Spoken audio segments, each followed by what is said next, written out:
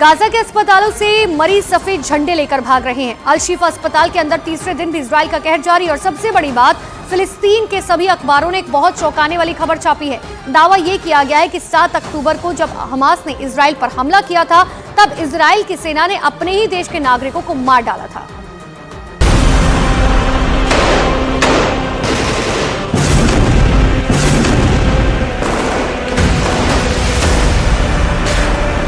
लगातार 3 दिनों से गाजा के अल शिफा अस्पताल के अंदर इजराइल डिफेंस फोर्स की कार्रवाई जारी है।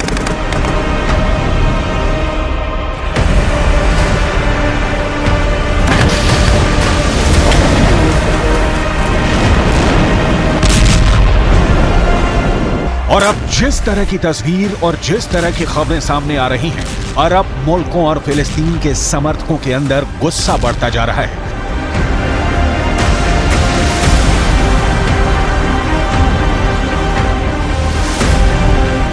खासकर फिलिस्तीन के अखबार इजराइल डिफेंस फोर्स की ज्यादतियों के बारे में जिस तरह के दावे कर रहे हैं, उस पर यकीन करना बहुत मुश्किल नजर आता है।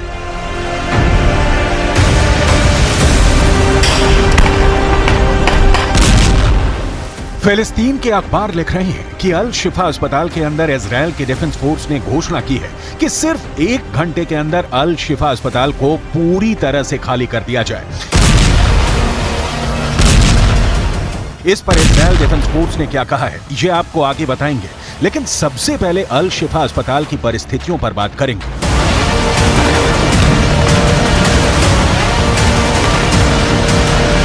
पिछले 1 महीने से ही फिलिस्तीन के अखबार लिख रहे थे कि अल शिफा अस्पताल में 80,000 लोगों ने शरण ली है, लेकिन इन 80,000 लोगों का क्या हुआ?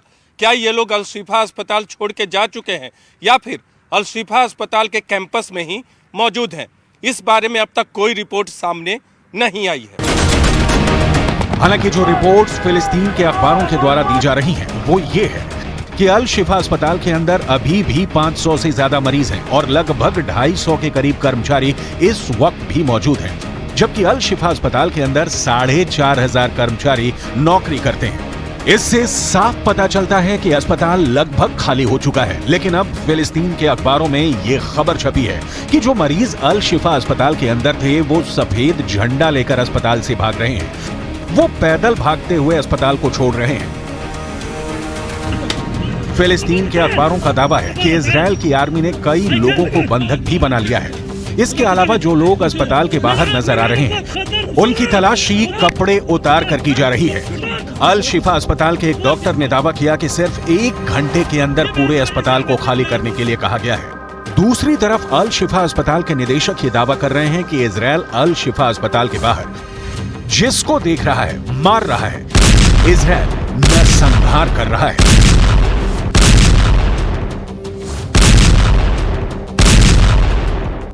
इन सब के अलावा अल शिफा अस्पताल में मरीजों पर जो गुजर रही है, वो अलग कहानी बयां कर रही है। अल शिफा अस्पताल में 4 प्री मैच्योर नवजात बच्चों की मौत की खबरें सामने आ रही है। इसके अलावा आईसीयू में कोई नहीं है। बिजली न होने की वजह से इलाज की सारी संभावनाएं अल शिफा अस्पताल में खत्म हो चुकी हैं। लेकिन इजराइल डिफेंस फोर्स इन सभी बातों का खंडन कर रही है। इजराइल डिफेंस फोर्स का कहना है कि अस्पतालों को खाली करने के लिए 1 घंटे के मोहलत देने के दावे गलत है। इजराइल डिफेंस फोर्स लगातार अपने पक्ष को और मजबूती देने की कोशिश कर रही है। इजराइल डिफेंस फोर्स ने एक डे केयर सेंटर पर कब्जा कर लिया और यह दावा किया कि उसके डे केयर सेंटर से बहुत सारे हथियार मिले और उनमें से ज्यादा हथियार ईरान के बने हुए। यानी कि अगर देखा जाए तो इजराइल डिफेंस फोर्स ईरान को इस पूरे मामले में घसीटने की जबरदस्त कोशिश कर रही है।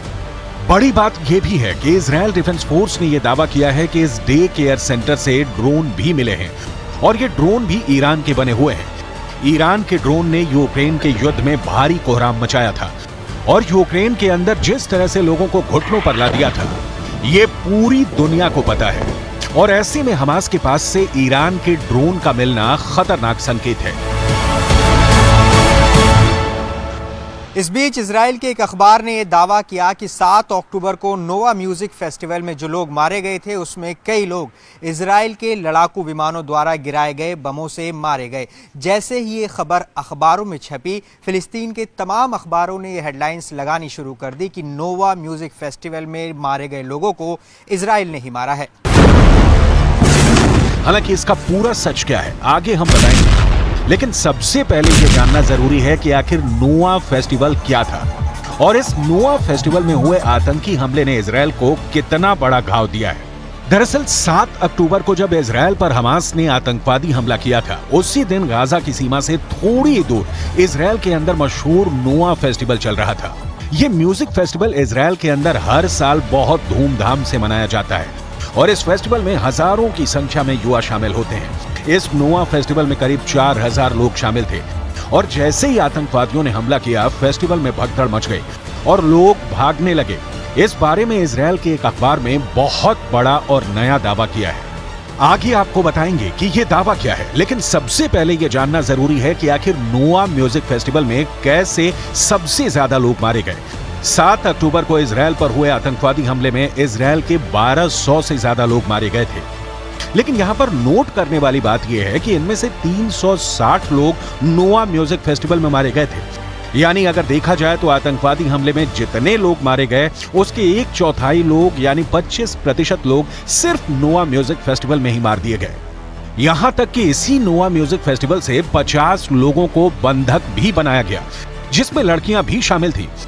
इस नोवा म्यूजिक फेस्टिवल की कई तस्वीरें भी मौजूद हैं, जैसे इस लड़की का नाम ओटेल बेन है जिसकी उम्र 23 साल की थी और ये नोवा म्यूजिक फेस्टिवल में हमास के आतंकियों का शिकार हो गए। इसी तरह करीन जान ने 24 साल की थी और नोवा म्यूजिक फेस्टिवल में ही इनकी हत्या कर दी गई।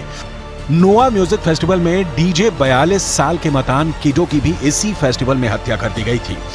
शीरा आलोन और अमित लाहो की उम्र करीब 23 साल थी। ये दोनों लड़कियां बचपन की दोस्त थी और ये नोवा म्यूजिक फेस्टिवल में आतंकियों के द्वारा मार दी गई। अब ऐसे में बड़ा सवाल ये उठता है कि क्या हमास ने नोवा म्यूजिक फेस्टिवल पर हमले की कोई प्लानिंग की थी या ये महज संयोग था कि हमास के लड़ाकों को नोवा म्यूजिकल फेस्टिवल के रूप में आसान शिकार मिल गया था। इस पर इजराइल के अखबार ने बहुत बड़ा दावा किया है। इजराइल के अखबार का दावा है कि जब आतंकवादियों ने हमले के पहले दिन 7 अक्टूबर को ड्रोन से सर्विलांसिंग की थी तो उनको जानकारी मिली थी कि बॉर्डर के पास ही नोवा म्यूजिक फेस्टिवल चल रहा है और उसी दिन मौके पर ही ये प्लानिंग बनाई गई कि फेस्टिवल पर हमला किया जाएगा। और उसके बाद हमास ने अपने प्रशिक्षित पैराग्लाइडर्स हवा से जमीन पर उतारे, जिनके हाथों में बंदूकें थी और इन्होंने अपने अत्याधुनिक बंदूकों से सीधे जमीन पर फायर करके बड़ी संख्या में नोवा म्यूजिक फेस्टिवल में भाग लेने वाले लोगों को मारा था। इसी अखबार ने यह दावा किया है कि जब नोवा म्यूजिक फेस्टिवल पर हमास के आतंकवादी ने हमला किया, उस दौरान इजराइल डिफेंस फोर्स के लड़ाकू हेलीकॉप्टर भी आसमान में आ गए थे और उन्होंने आतंकवादियों पर हमला करने की कोशिश की थी। लेकिन इन हमलों में कई इजराइल के नागरिक भी गलती से मारे गए थे जो कि म्यूजिक फेस्टिवल में हिस्सा ले रहे थे। हमास के आतंकियों ने जो किया है उसका बदला इजराइल ने बहुत क्रूरता से लिया है। गाजा में इस वक्त जो कुछ भी हो रहा है, पूरी दुनिया में करोड़ों लोगों की रूह कांप गई है। दुश्मन को किस तरह और कितनी बुरी तरह से कुचला जा सकता है, इसका बेहतर खतरनाक उदाहरण इजराइल ने पेश किया है। अगर तस्वीर देखेंगे तो शायद आंखें फट जाए, क्योंकि गाजा पट्टी के अंदर इजराइल धीरे धीरे अपनी जड़ों को बहुत गहरा कर रहा है और इस खूनी गदर के बीच में सैकड़ों ऐसे लोग नजर आ रहे हैं जो मलबों के अंदर अपने परिवार के सदस्यों की लाशों को तलाश रहे हैं। تحس انه ناقص اشي من حياتك وانت عارف الوالد اساس الحياه وهي حاليا قاعد ببحث عنه عشان انا ارتاح نفسيا عشان انا اروح ادفنه بايدي لانه لو ضل موجود هيك انا برتاحش حتى كل ليله بصير احلم فيه بصير معي كابوس।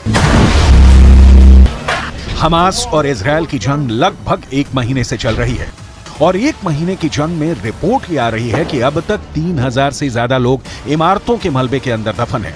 ये संख्या और ज्यादा भी हो सकती है। अभी हम आपको एक ऐसे व्यक्ति की तस्वीर दिखा रहे हैं जिसके परिवार के 10 लोगों की मौत इजराइल की एयर स्ट्राइक में हो गई है और परिवार का खुशकिस्मत सदस्य बाकी परिवार के सदस्यों की लाश को मलबे के अंदर से निकालने की कोशिश कर रहा है।